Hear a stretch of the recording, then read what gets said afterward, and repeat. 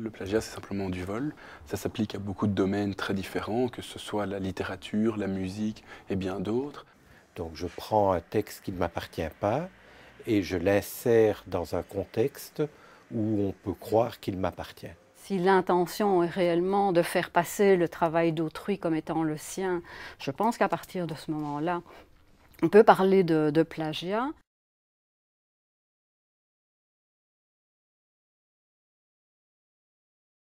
Au niveau de la recherche, le plagiat, essentiellement, ça revient à réutiliser donc, toujours des résultats que d'autres ont faits, mais là, c'est des résultats scientifiques, hein, typiquement des théorèmes, des résultats, des analyses qui ont été faites par ailleurs.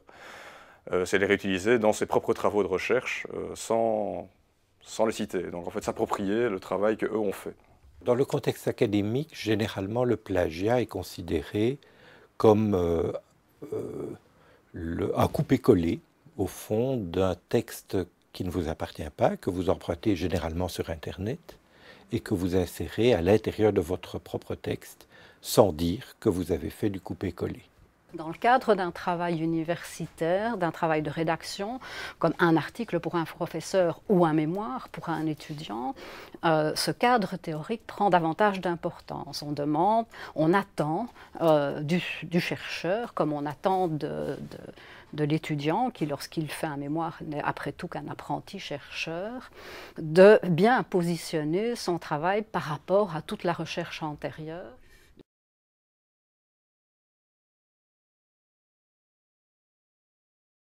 Forcément, le plagiat c'est mal parce qu'en tant qu'étudiant, on se doit de référencer les idées qu'on a trouvées dans des ouvrages critiques. Plagier c'est mal à partir du moment où, en empruntant les théories des autres, on essaye de les faire passer pour siennes délibérément en masquant ce que les autres ont fait. Si tout le monde commençait vraiment à utiliser le plagiat, on aurait ce problème qu'à la fin, plus rien ne serait neuf. Les règlements académiques proscrivent le plagiat de manière tout à fait saine et normale.